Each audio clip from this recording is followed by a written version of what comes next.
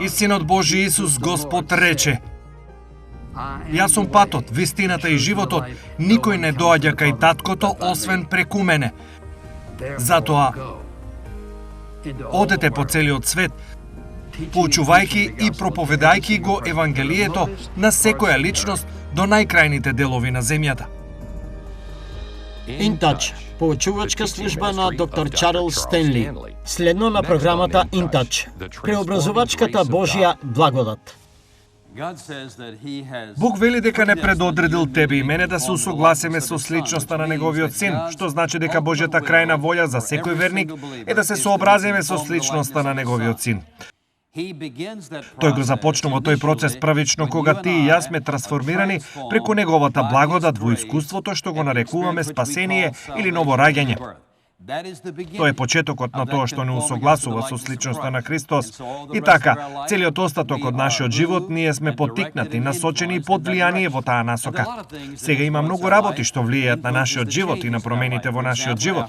Например, нашето наследување, нашите родители, нашите баби и дедовци, начинот на кој се развиваме. И потоа се разбира, тука е нашата околина, видот на атмосферата во која растеме, потоа тука е обуката што ја имаме во училиште и така натаму. Потоа се разбира, одлуките што ги донесуваме, сите ние сме составен дел од сите тие работи и ние сме некако вкупниот збир на сето тоа. Нашето наследување и нашата околина, нашата обука и одлуките што сме ги донеле. Но најмокното влијание во животот на верникот не е ниту едно од тие нешта. Најмокното влијание во животот на верникот е Божјата благодат, преобразувачката Божја благодат. Додека вие и јас живееме ден по ден по Неговата благодат и во Неговата благодат, вие и јас можеме да кажеме со апостол Павле преку Божјата благодат: јас сум тоа што сум. Сакам да свртите во првото послание до Коринтијаните глава 15, а насловот на оваа порака е трансформирачката Божја благодат, нешто што му се случило на секој верник и Бог продолжува да работи во нашиот живот. Во првото послание до Коринтијаните глава 15, апостол Павле е добар пример. Би сакал да го користам како илустрација на целата оваа идеја за моќта Божја да го трансформира животот на една личност од она што била во она што е и она што се разбира ќе бидеме. Значи во оваа 15 глава, каде што е неговото најцелосно објаснување за тоа што е воскресението, тој рано почнува да зборува за тоа што е Евангелието и како му се појавил Исус Христос. И во процес на зборување за тоа тој вели во стих 9: Зошто јас сум најмал од апостолите и не сум достоен да се наречам апостол, бидејќи ја гонев Божјата црква. Но по Божјата благодат сум тоа што сум и Неговата благодат кон мене не се покажа залудна, туку се потврдив повеќе од сите нив, но не јас, туку Божјата благодат што е со мене. Значи, дали јас и ти или тие, така проповедаме и така вие поверувавте. Апостол Павле вели дека Божјата благодат не му била дадена залудно. Тоа значи не била, не останала неплодна. Нешто се случило како резултат на Божјата благодат во животот на апостол Павле и она што му се случило нему, Бог има намера да му се случи на секого.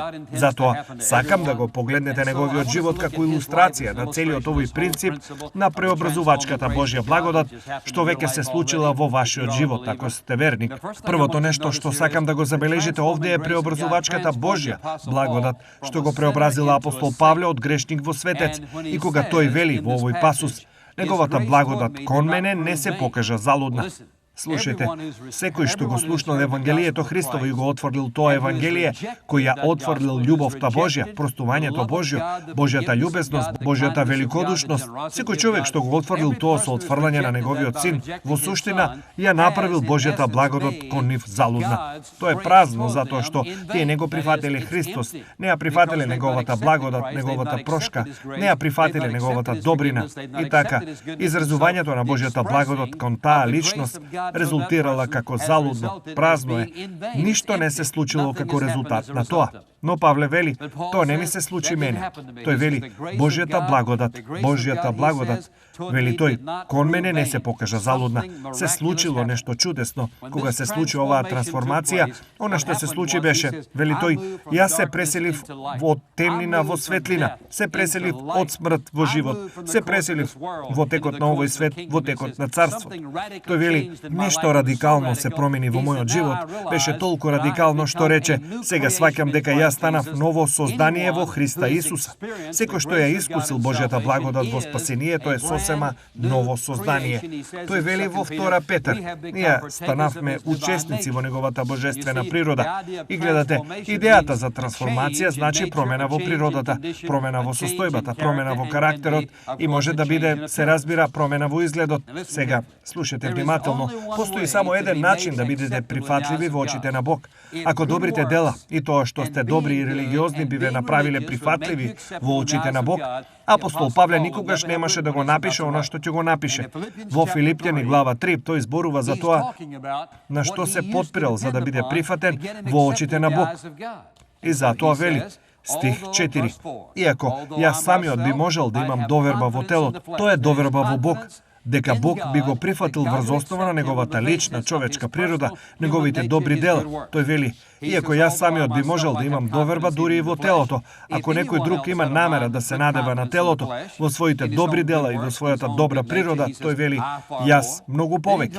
Потоа зборува за тоа како живеел порано. Тој вели, бев обрежан 8-миот ден како добро еврејско момче од народот Израел, од племето Венјамин, евреин од евреите и во однос на законот фарисеј. Не можеше да се искачи повисоко во својот народ. Во однос на ревноста, гонител на црквата, во однос на праведноста што е во законот, тоа е обид да се држи законот, најден без вина. Но се што му и беше навика, тоа го сметам сега за загуба заради Христос. Тој вели, сите тие работи од кои порано зависев и сакав да го кажам ова повторно, не знам како да го кажам посилно. Слушајте ме внимателно, ако зависите од нешто, од тоа колку сте добри, колку пари давате, колку добар граѓанин сте, каков добар сопруг, каква добра сопруга, каков добар родител, како добро дете. Ако зависите од нешто единствено во целиот живот, што и да ви текне, ако зависите од нешто за да бидете прифатени во очите на Бог, освен од Божјата благодат, пријателе мој, тоа не може да се случи. Нема да се случи. Една од причините зашто апостол Павле рекол, јас единственото нешто со кое можам да се фалам е крстот на Исус Христос, затоа што Павле разбрал дека нема прифаќање во очите на Бог, освен Христовата смрт на крстот. Исус го плати нашиот долг за гревот во целост. Тој не избра да не спаси тебе и мене, затоа што виде нешто во нас што беше достојно за спасение. Тој не погледна на твојот живот надолу кон иднината и не рече: па ми се допаѓа тој, ми се допаѓа таа, тој ќе биде добар човек и таа ќе биде добра слуѓинка и затоа јас ги бирам нив. Единствениот начин на кој некој од нас ќе биде прифатлив во Божите очи е да ја прифатиме преку вера смртта на неговиот син на Голгота како целосна исплата за нашите гревови.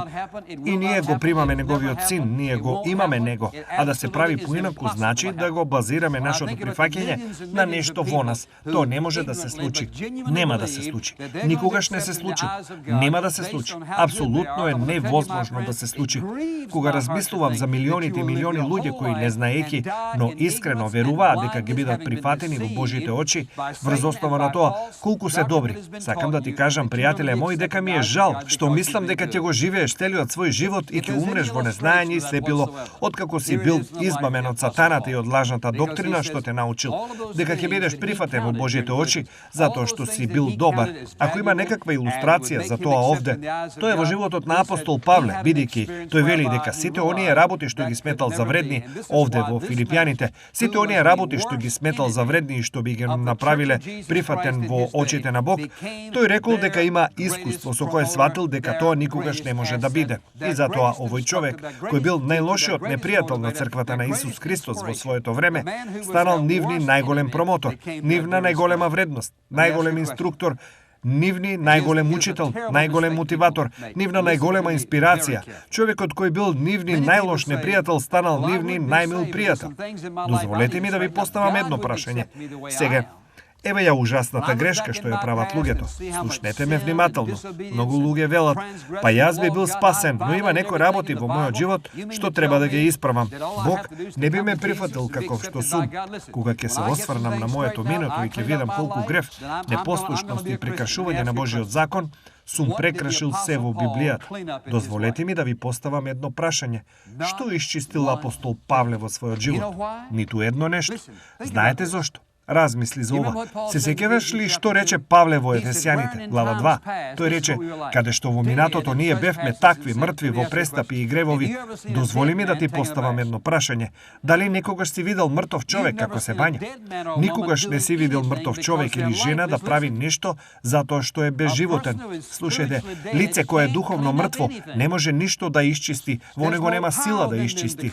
Пријателе мој, следниот пат кога ќе станеш малку горд, егоистичен и ќе помислиш дека си доста добар, само врати се и прочитај го Ефесјани глава 2. Ниеден мртов човек или жена не може да најде нешто во себе, во своето мртвило, што го прави прифатлив во очите на Бог. Тоа е љубовта Божја, тоа е Божјата благодат, тоа е Божјата добрина излеана во нашите срца. И така, Павле вели, тој вели, преку Божјата благодат јас сум тоа што сум. И тој вели, единственото нешто со кое некогаш ќе ме најдете, фалејќи се, е крстот. Затоа што тоа му се случи, Исус го плати неговиот долг за грев. И што направи Бог? Не само што го трансформираше од грешник во светец, туку го трансформираше од слуга на гревот во слуга на живиот Бог. Одете во Римјани глава 6, 2 стиха, сакам првенствено да ги разгледаме. Стих 16, еве го принципот. Не знаете ли дека кога се предавате на некого како роб за послушност, вие сте роб на оној кому му се покорувате, или на гревот што води кон смрт, или на послушноста што води кон праведност? Тоа значи, ако изберете да живеете во грев, станувате роб на гревот. Стих 20. Кога бевте робови на гревот, бевте слободни во однос на праведноста. Тоа значи, не можете да живеете праведен живот ако живеете во грев и сте станале роб на гревот. Па Павле вели дека тоа бил тој. Тој бил роб на гревот и ја изразува својата грешност и своето робство како прогонител. Сега сакам да разгледаме 2 или 3 пасуси овде, бидејќи сакам да ги слушнете неговите зборови што вели. Да се вратиме на дела 26, а потоа да свртиме кон, да видиме прво дела 26, а потоа ќе одиме на прво Тимотеј, дела 26. Запомнете што вели во овој пасус. Сега еве повторно, тој се брани пред царот Агрипа и вели. Стих 9.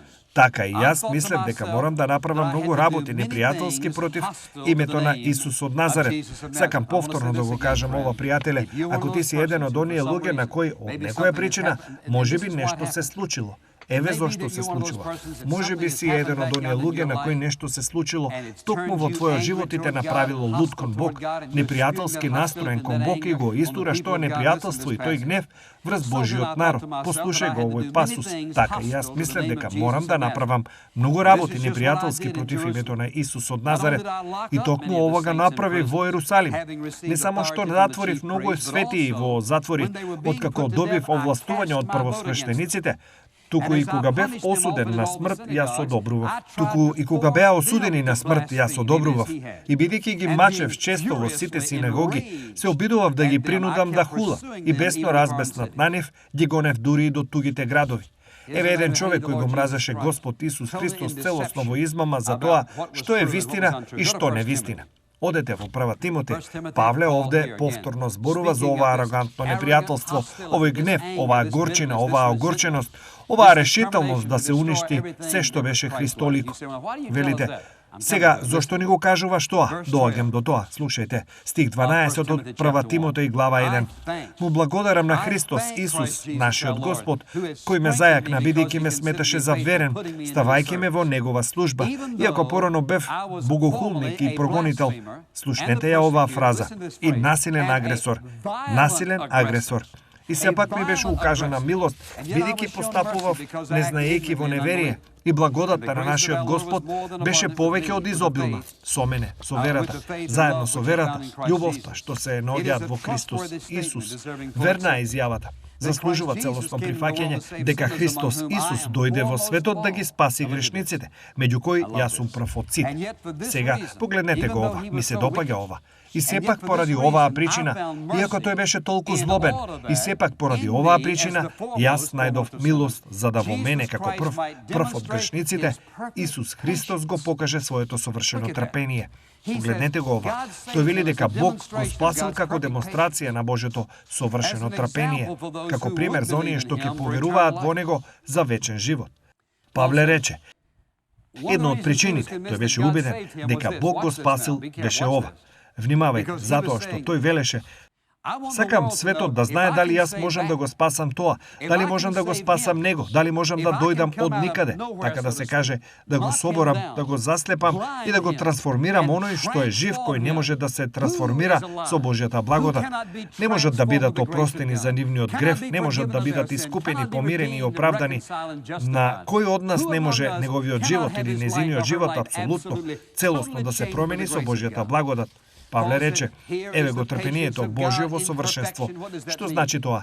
Тоа значи дека тоа е целосно. Тој чекаше и чекаше и чекаше и чекаше и чекаше и еве го на пат откако убиваше, затвараше, тепаше и се обидуваше да ги натера овие христијани да хулат. Дојде моментот кога трпението Божјо беше целосно и бам, тоа беше тоа. Сега, еве што сакам да кажам. Благодата е Божјата милост и добрина кон нас, без оглед на нашите заслуги, без оглед на нашата достојност и покрај се што заслужуваме. Еве што сакам да видите. Не се осврнувате назад и не велите: па јас би го дал мојот живот за Христос, но вие не знаете каков живот јас сум живеал. Сакам да ве прашам едно: дали некогаш ти си убивал христијани, си ги фрлал во затвор, си ги натерал да хулат? Пријателе мој, можеби ќе кажеш: да, сето тоа го направив. Па сакам да ти кажам нешто, што туку се приклучи на редовите на еден голем апостол. И ако Бог го спаси него, ќе те спаси и тебе. Не можеш ништо да направиш за да го спречиш Бог да те спаси, освен да го одбиеш. Не можеш ништо да направиш за да ја потиснеш Божјата благодат, освен да избереш да го одбиеш, бидејќи Божјата благодат се излева врз сите и можеш да бидеш спасен. Може да ти биде простено, тој ќе го исчисти твоето минато. Гледате, она што Бог го прави, тој само го брише. Тој не се обидува да го подобри минатото, тој само го брише. Крвта на Исус Христос го брише минатото. Тоа е исчезнато и заборавено колку што е исток од запад. Тоа не прави никаква разлика. И гледате, ние верниците треба да викаме, да го фалиме и да му благодариме на Бог, а не да се обидуваме да живееме во минатото. Слушнете го ова. Не обидувајќи се да живееме во минатото и да правиме доволно добро за да го покриеме минатото. Крвта на Исус го покри еднаш за секогаш. Ние сме свети, не значи дека не грешиме. Правиме грешки и грешиме против него. Но крвта на Исус Христос, вели тој, постојано нечист. Сега, каков е соодветниот став за светија? Кој бил? Кој се трансформирал од грешник во светец? Па постојат 4 работи и можете да се проверите со нив. Најпрво понизност. Слушнете што рекол апостол Павле. Тој рекол во овој 10 стих од 1 Коринтијани 15, враќајќи се на нашиот оригинален текст, 1 Коринтијани вели, стих 9, тој рекол: зашто јас сум најмал од апостолите и не сум дури достоен да бидам наречен. Слушайте, тој вели: не сум достоен дури ни да бидам наречен апостол.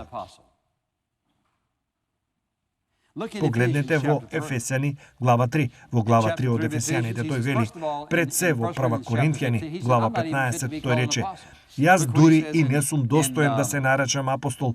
Погледнете што вели тој во стих 8 од Ефесјани 3, зборувајќи за тоа како Бог действувал во неговиот живот.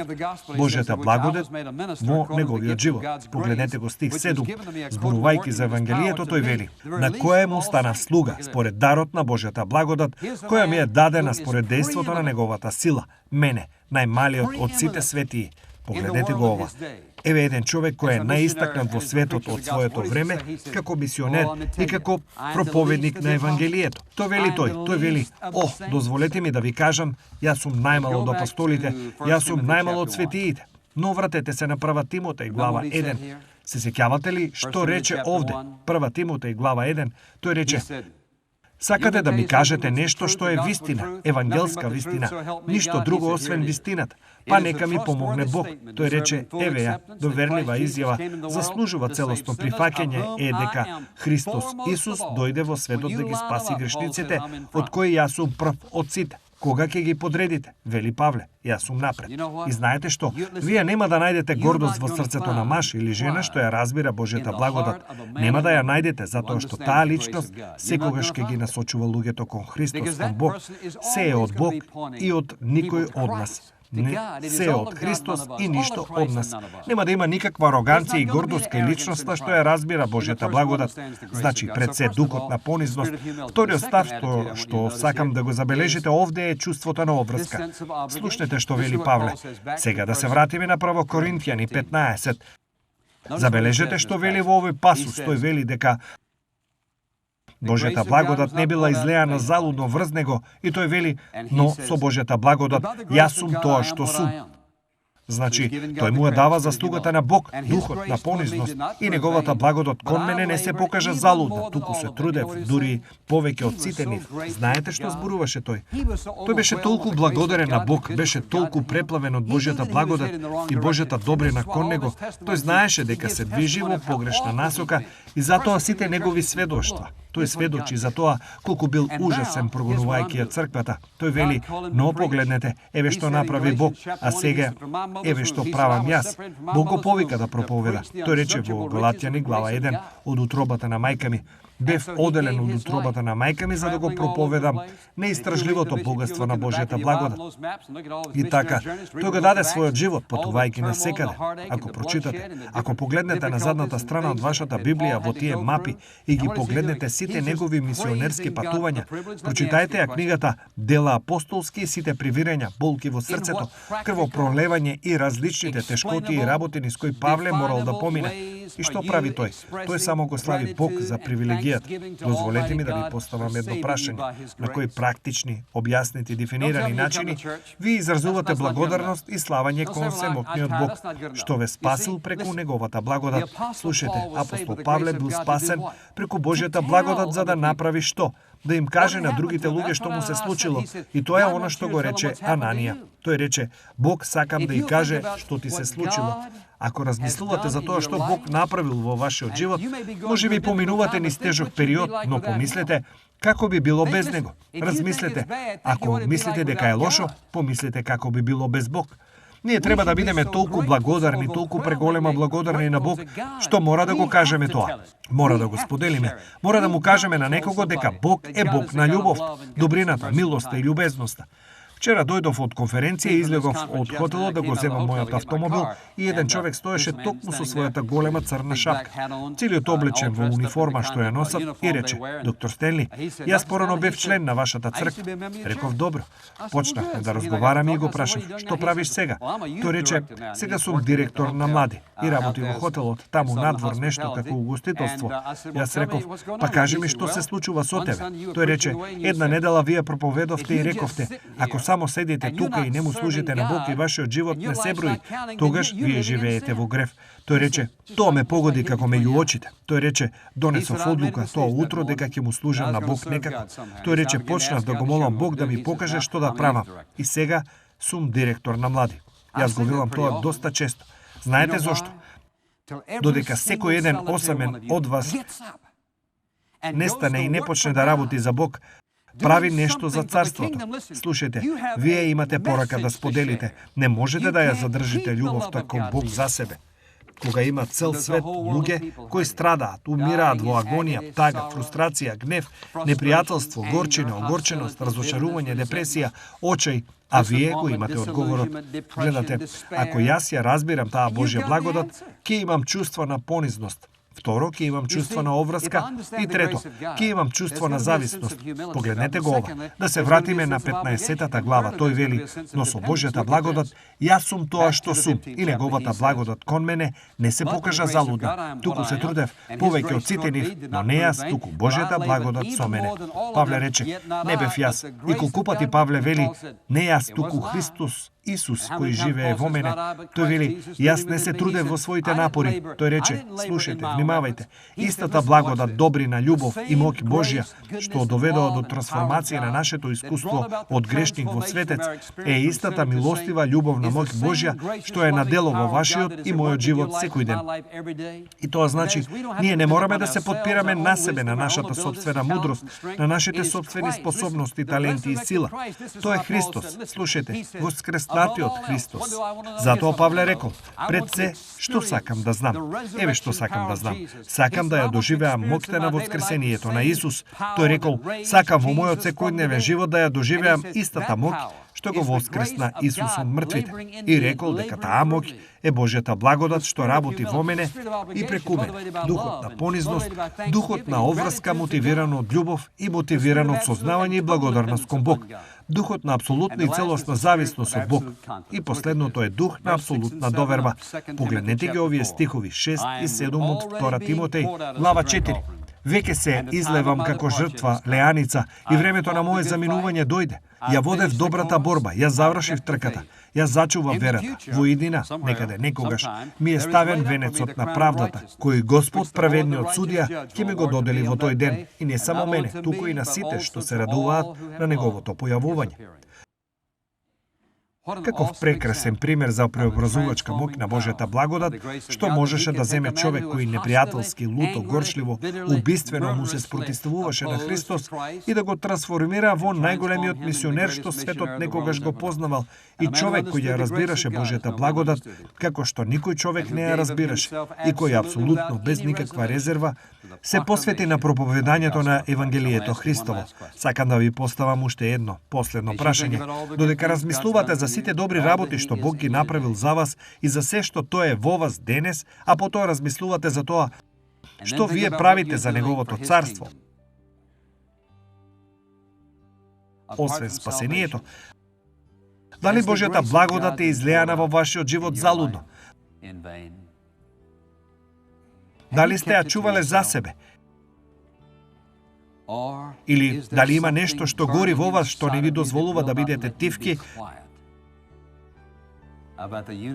за универзалната понуда на Божјата благодат?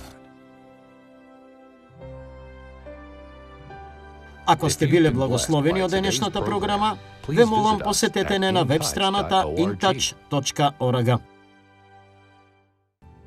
InTouch, водејќи ги луѓето низ светот во поголемо заедништво со Исус Христос и зајакнувајќи ја локалната црква.